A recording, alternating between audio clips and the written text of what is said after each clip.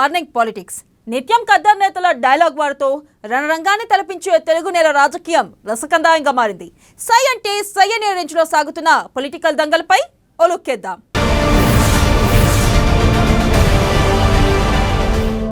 ఏపీలో రాజకీయం రసవత్రంగా మారుతుంది. నిన్నటి వరకు నోటికే పని చెప్పిన నేతలు ఇప్పుడు పాదరక్షకాలను సైతం ప్రెస్ మీట్ లో ప్రదర్శిస్తున్నారు. నువ్వొకటంటే నేను రెండంట అనే లెవెల్లో పాలిటిక్స్ నడుస్తున్నాయి. ఇక కత్తిపూడి సాక్షిగా వైసీపీకి పవన్ పవర్ కౌంటర్లు దించితే జగన్ టీం సైతం అదే రేంజ్ లో హై వోల్టేజ్ పవర్ పంచులు వదిలారు. మొత్తంగా ఈ మాటల మంటలో ఇంతటితో ఆరిపోతాయా లేక అగ్నిగుండంలా మండుతూనే ఉంటాయా అనేది చూడాలి.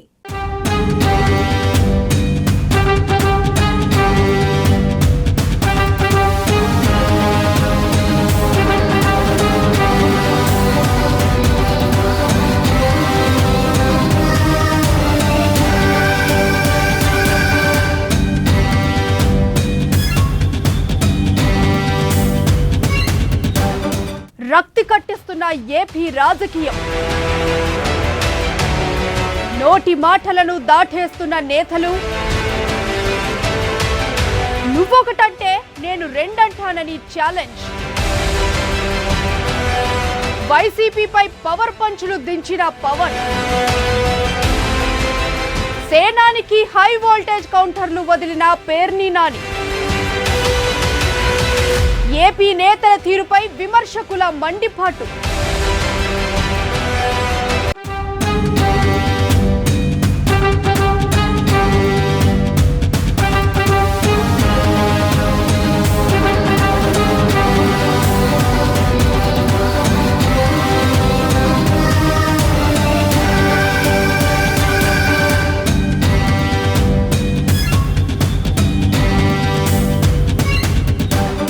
జనసేన అధినేత పవన్ కళ్యాణ్ చేపట్టిన వారాహి యాత్ర ఏపీలో పొలిటికల్ హీట్ ను పెంచింది. జనసేన వైసీపీ మధ్య మాటల యుద్ధం తారాస్థాయికి చేరింది. తనను ప్యాకేజీ స్టార్ అంటే చెప్పుతో కొడతానంటూ పవన్ కళ్యాణ్ గతంలో వైసీపీ నేతలకు చెప్పు చూపించారు. ఇప్పుడు మాజీ మంత్రి పేర్ని నాని 2 చెప్పులు చూపించి కౌంటర్ ఇచ్చారు. దీంతో రాజకీయం మరింత వేడెక్కింది. ప్యాకేజ్ స్టార్ ప్యాకేజ్ అనే సన్నాసిన కొడుకులు ఎవరు? చెప్పు తీసుకొడతాను ఒక్కొక్క వైసీపీ నా కొడుకుని చెప్తాను. చెప్పు అటు తిప్పి ఇటు తిప్పి పగిలిపోయేలా, దవడ వాచిపోయేలా చెప్పు చెప్పు పెట్టి కొడతాను కొడకల్లారా. ఒక్కొక్కడికి తమాషాలుగా ఉందా కొడకల్లారా?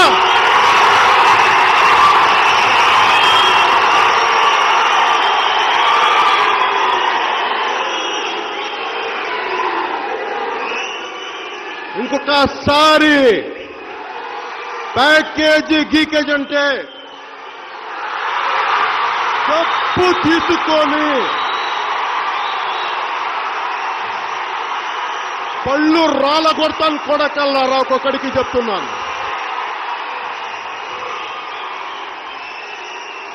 అరే ఎదవల్లారా,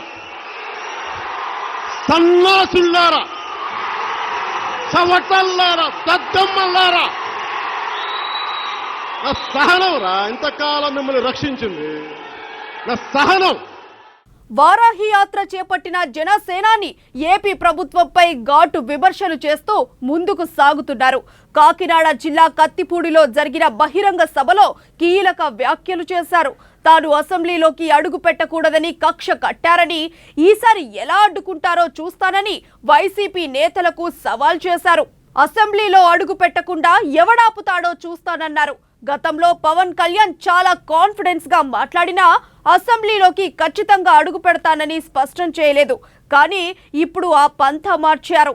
తాను ఎలాగైనా ఈసారి చట్టసభల్లో అడుగు పెట్టి తీరుతానని అన్నారు. ప్రతి నాయకుడు బాధ్యతగా లేనప్పుడు మేం మిమ్మల్ని చొక్కా పట్టుకొని అడుగుతాం. ఆ బలం ప్రజాస్వామ్యానికి ఇవ్వాలి అంటే మనం చాలా బలంగా గళమెత్తాలి. దాంట్లో భాగంగా 10 సంవత్సరాలు ఉన్న 2 చోట్ల నిలబడటం ఇష్టం లేదు. నా మీద కక్ష కట్టి ఉదాహరణకి 1,00,000 ఓట్లు ఉన్నాయనుకోండి ఒక చోట, 1,08,000 ఓట్లు పోలేని నేను భీమవరంలో ఓడిపోవడానికి. అంటే ఉన్న ఓట్ల కంటే అధికంగా ఓట్లు పోలేని అంత కక్ష కట్టారు నా మీద. పవన్ కళ్యాణ్ అనేవాడు అసెంబ్లీలోకి అడుగు పెట్టకూడదు. ఈసారి ఎవడు అడ్డం వస్తాడో నేను చూస్తాను. నేను ఎలా అసెంబ్లీలోకి అడుగు పెట్టకుండా ఎవడు ఆపుతాడో నేను చూస్తాను. అసెంబ్లీలోకి జనసేన అడుగు పెట్టది, పాదముద్రేస్తుంది. మనం ప్రజలకి ఎంత అండగా నిలబడాలో అంత అండగా నిలబడతాం. అధికారం లేకుండానే, ఎవరి అండదండలు లేకుండానే బెదిరిస్తా ఉంటే ప్రతి సీనియర్ పార్టీలు కూడా భయపడే స్థితిలో ఉంటే పవన్ ఆ రేంజ్ లో రెచ్చిపోతుంటే వైసీపీ లీడర్లు ఊరుకుంటారా ఏంటి? మాటలతోనే డిటర్జెంట్ సోపు లేకుండా ఉతికి ఆరేశారు. ఇక మాజీ మంత్రి పేర్ని నాని మాత్రం కాస్త ఘాటుగానే కౌంటర్ ఎటాక్కు దిగారు. అది వారాహి కాదు నారాహి అని జనసేనాని యాత్రపై పేర్ని నాని సెటైర్లు వేశారు. పవన్ రోజుకో డైలాగ్ చెప్పి అది వ్యూహం అంటారని విమర్శించారు. ప్రజలను నమ్ముకుంటే గెలుస్తామని, కానీ చంద్రబాబు వ్యూహాలు నమ్ముకుంటే జనసేనాని అసెంబ్లీ అడుగు పెట్టలేరని స్పష్టం చేశారు. టీడీపీని అధికారంలోకి తెచ్చేందుకు పవన్ పని చేస్తున్నారని మండిపడ్డారు. 10 ఏళ్లుగా చంద్రబాబే జనసేనను నడుపుతున్నారని ఆరోపించారు. చిన్న పిల్లవాడిని అడిగినా ఇదే విషయం చెబుతాడని అన్నారు. చంద్రబాబు కోసం పవన్ కళ్యాణ్ దిగజారిపోయారని ఓ రేంజ్ లో విమర్శించారు. నువ్వు పోటీ చేయబా పవన్ కళ్యాణ్, నువ్వు పోటీ చేస్తే నేను ఓడిపోతాను, నేను సీఎం అవ్వలేను, నువ్వు పోటీ చేయబాకని బతిమాలాడు. తెల్లారి పొద్దున్నే ఆంధ్రజ్యోతి పేపర్లో వచ్చింది, పవన్ కళ్యాణ్ జారిపోయాడు, మెట్టు దిగిపోయాడు, నన్ను సీట్లు అడిగాడు, డబ్బులు అడిగాడు. డబ్బులు అడిగాడని నోటి చెప్పింది నువ్వు. ఇవాళ 10 ఏళ్ల నుంచి పార్టీని నడుపుతున్నది ఎవరు? చంద్రబాబు కోసం, చంద్రబాబు చేత, చంద్రబాబు కొరకై నిన్ను అడ్డం పెట్టి నడుపుతున్నటువంటిది చంద్రబాబు పార్టీ. చంద్రబాబు నడుపుతున్నది మీరు ఎవరిని అడిగినా చెప్తారు, చిన్నపిల్లని అడిగినా చెప్తాడు. ఇవాళ జనసేన పార్టీకి ఎవరు నడుపుతున్నారు అంటే సావాసం చేసి ఈ రకంగా దిగజారి చెడిపోవటమే తప్పితే ఎంత కొత్తగా వచ్చినటువంటి ఆఖరికి జనసేన జెండా మోడ్చేటువంటి ఏ రాజకీయ నాయకుడిని అయినా అడిగినా, తెలుగుదేశం వాడిని అడిగినా, బీజేపీ వాడిని అడిగినా, ఆఖరి మా వైసీపీ వాడిని అడిగినా, ఎవరిని అడిగినా చెప్తాడు ప్రజలు నమ్ముకున్నాడు అసెంబ్లీకి వెళ్తాడు, కానీ వ్యూహాన్ని నమ్ముకున్నాడు ఎవడన్నా వెళ్తాడా? ప్రజలు నమ్ముకుంటే అసెంబ్లీలోకి వెళ్తారు, కానీ మన పవన్ కళ్యాణ్ గారు వ్యూహాలను నమ్ముకుంటాడు. వ్యూహాలను నమ్ముకున్నవాడు ఎక్కడికి వెళ్తాడు? గేటు కూడా తాకలేడు, అసెంబ్లీ గేటు కూడా తాకలేడు. వ్యూహాలను నమ్ముకుంటే ఏమవుతుంది? చిల్లర వస్తుంది. అసెంబ్లీ సీట్ ఎందుకు వస్తుంది? వ్యూహాలను జనం నమ్ముకుంటే, ప్రజలను నమ్ముకుంటే అసెంబ్లీ సీట్ వస్తుంది.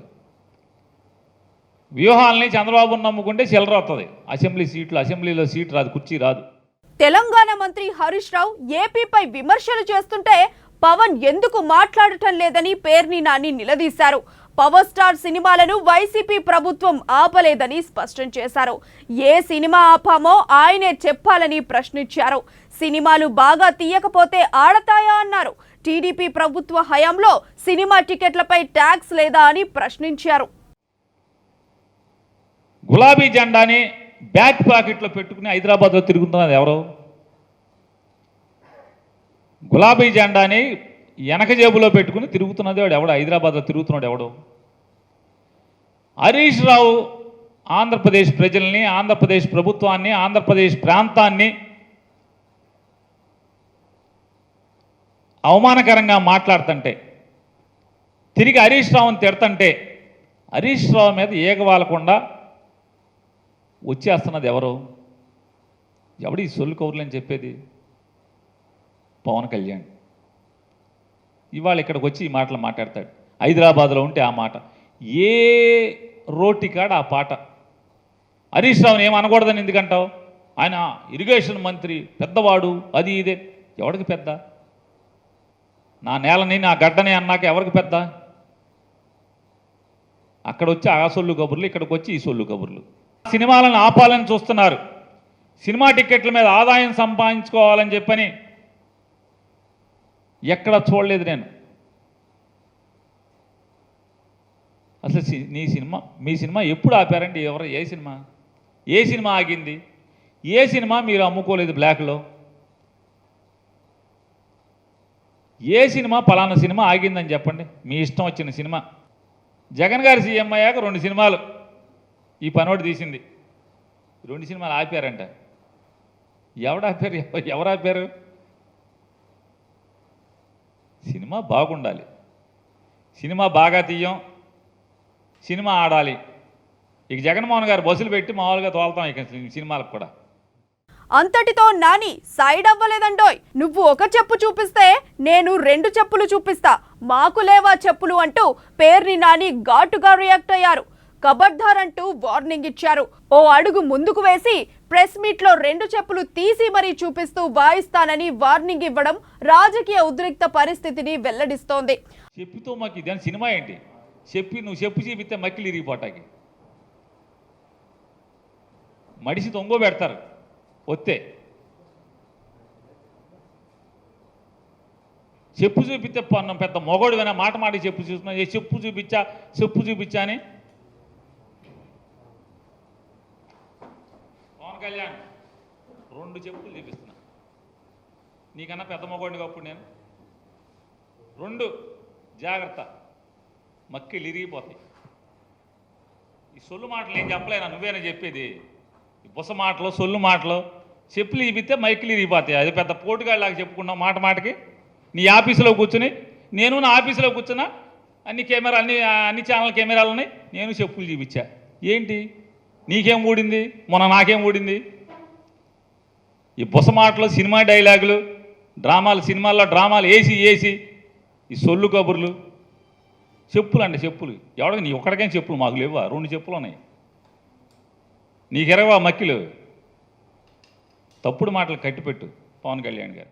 అసలు ఈ చెప్పులు చూపించడం ఏంటనే వాదన తెరపైకి వస్తోంది.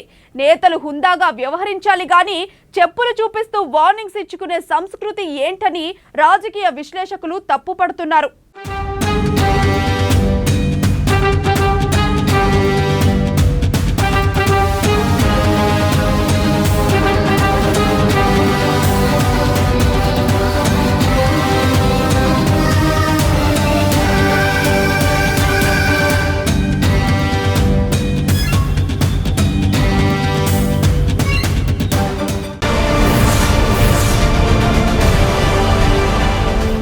ఏపీ రాజకీయాల్లో కొత్త పొత్తు పొడుపులు పొడుస్తున్నాయా? మరి ఎత్తి పొడుపుల సంగతేంటి? టీడీపీ జనసేనతో కలిసి బీజేపీ నడుస్తుందా, లేక వైసీపీతో దోస్త్ మేరా దోస్త్ అని నడుస్తుందా? బీజేపీతో దోస్తునై అంటుంది వైసీపీ. కమలంతో ఫ్యాన్ పార్టీకి సంబంధాలు ఉన్నాయని టీడీపీ ఆరోపిస్తుంది. ఇక్కడే కన్ఫ్యూజన్ మొదలైంది. ఇంతకీ బీజేపీకి ఎవరికి శత్రువు, ఎవరికి మిత్రుడు? ఏపీలో అసలు ఈ కన్ఫ్యూజన్ పాలిటిక్స్ ఏంటి?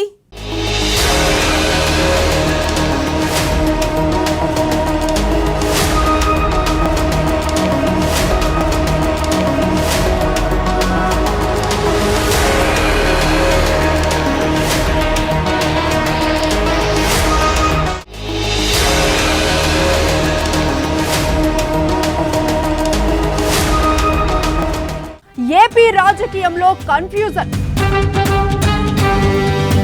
ఓవైపు పొత్తులు, మరోవైపు కత్తులు. ఏ నిమిషం ఏం జరుగుతోందని టెన్షన్. టీడీపీ, జనసేన, బీజేపీ కలిసుంటాయని ప్రచారం. వైసీపీ, బీజేపీ ఒక్కటేనన్న అచ్చెన్నాయుడు.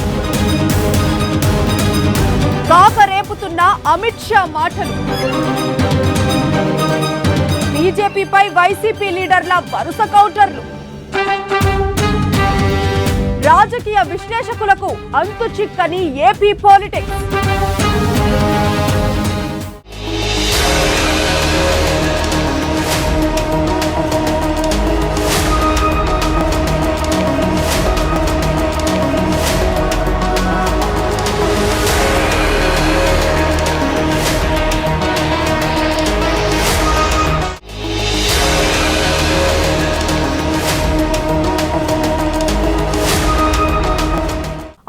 సింహమే అన్నింటికీ ప్రతిపాదిక.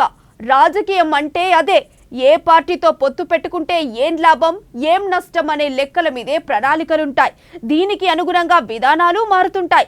పవన్ కళ్యాణ్ ద్వారా బీజేపీకి చేరువయ్యేందుకు టీడీపీ చేస్తున్న ప్రయత్నాలు ఆశాజనకంగా లేవు. టీడీపీతో కలిసే ప్రసక్తే లేదని బీజేపీ తెగేసి చెప్పడంతో వ్యూహం మార్చేసింది టీడీపీ. ఏపీలో వైసీపీ ప్రభుత్వంపై బీజేపీ వ్యతిరేకతతో ఉన్నట్లు కనిపిస్తున్నా లోపాయికారిగా ఆ పార్టీకి బీజేపీ సహకరిస్తోందనే మాట నిజమనిపించక మానదు. ఇదంతా నిన్నటి మాట. ఇప్పుడు మాత్రం ఏపీ రాజకీయం రూటు మారుతోంది.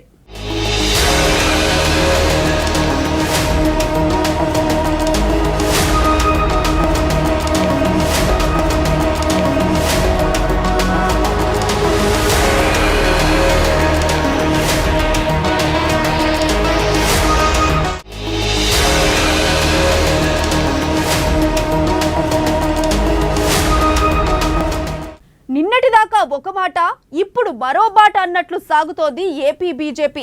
నిన్న మొన్నటిదాకా జగన్ సర్కార్తో సంబంధాలు బాగానే ఉన్నట్లు కనిపించినా లేటెస్ట్ గా బీజేపీ జాతీయ అధ్యక్షులు నడ్డా, ఆ తర్వాత మొన్ననే విశాఖలో హోంమంత్రి అమిత్ షా జగన్ ప్రభుత్వంపై విమర్శలు గుప్పించారు. అవినీతి ఆరోపణలు చేశారు. దీంతో వైసీపీతో బీజేపీకి పొసగట్లేదు.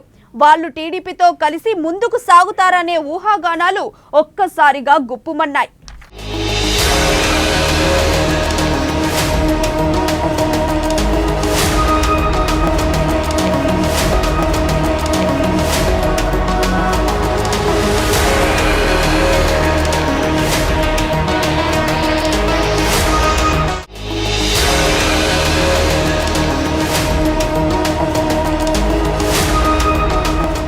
ఇక బీజేపీ ఆరోపణలకు వైసీపీ నేతలు స్ట్రాంగ్ గా కౌంటర్లు ఇచ్చారు.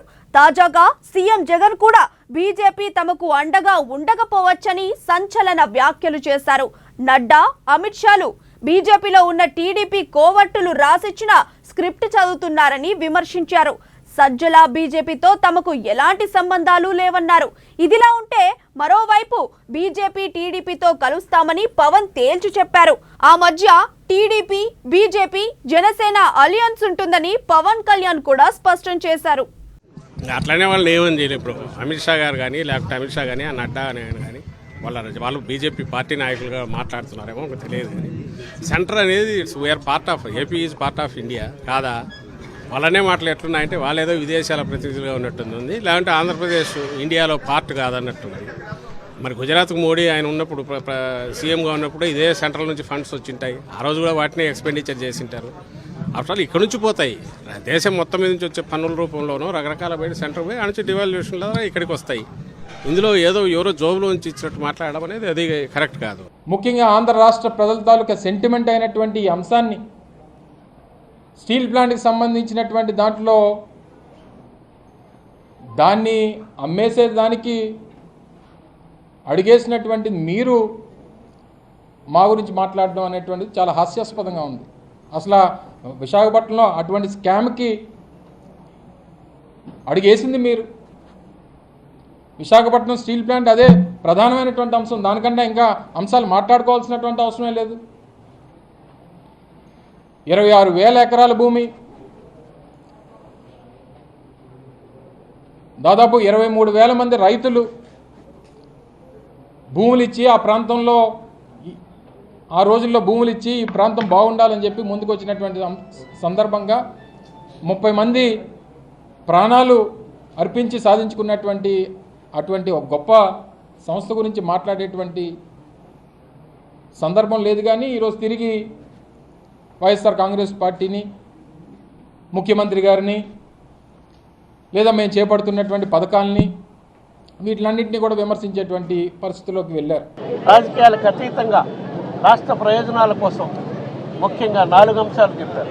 ఆ 4 అంశాల మీద సమాధానం చెప్పుకుంటే విశాఖ నగర ప్రజలు సంతోషించేవారు.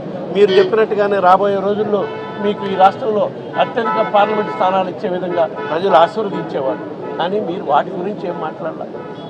ఎక్కడో దేశం మొత్తంగా మీరు చేసిన గొప్ప కార్యాలు ఇక్కడ చెప్పే కార్యక్రమం చేశారు. ఎక్కడో ఎటువంటి అవినీతి లేకుండా పాలన సాగిస్తున్న మా ప్రభుత్వంపై ఎవరో మీ పక్కన ఉండే తెలుగుదేశం పార్టీ నుంచి వచ్చిన నాయకులు చెప్పిన దానికి మీరు ఒత్తాసు పలికే కార్యక్రమం చేశారు కానీ మీరు చిత్తశుద్ధితో విశాఖకి ముఖ్యంగా ఆంధ్రప్రదేశ్ రాష్ట్రానికి చేస్తానన్న ప్రధాన సమస్యలను పరిష్కారం చేస్తారు కానీ మీరు సమాధానమే చెప్పలేదని చెప్పారు. మరోవైపు మాజీ మంత్రి అచ్చెన్నాయుడు మాత్రం బీజేపీతో వైసీపీకి సత్సంబంధాలున్నాయని బాంబు పేల్చారు.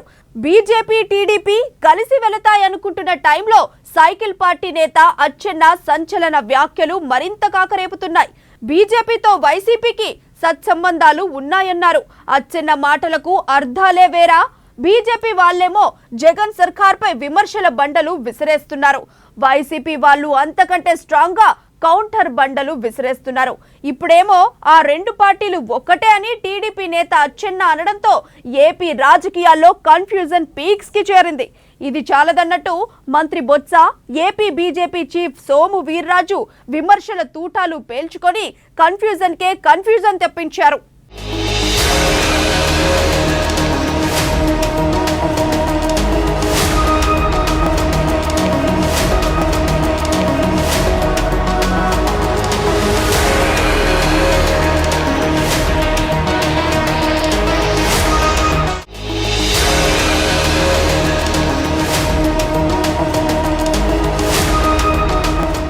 ఇలా అన్ని రాజకీయ పార్టీల నేతలు ఒకళ్ళపై మరొకరు విమర్శల తూటాలు పేల్చుకుంటుంటే ఏపీ జనానికే కాదు ఆ రాష్ట్ర రాజకీయాలను పరిశీలిస్తున్న విశ్లేషకులకు మైండ్ బ్లాంక్ అయిపోతుంది.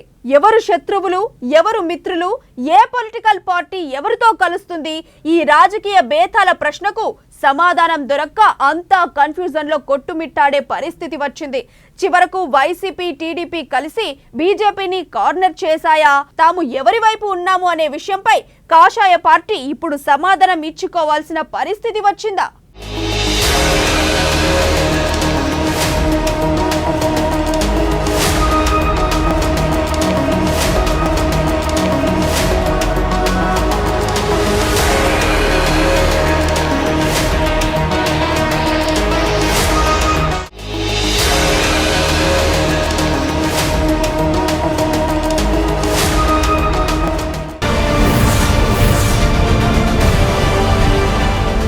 ఇదే రోజు బర్నింగ్ పాలిటిక్స్. మరిన్ని రాజకీయ విషయాలు రేపటి బర్నింగ్ పాలిటిక్స్ లో చూద్దాం. అప్పటి వరకు చూస్తూనే ఉండండి అమ్మా న్యూస్.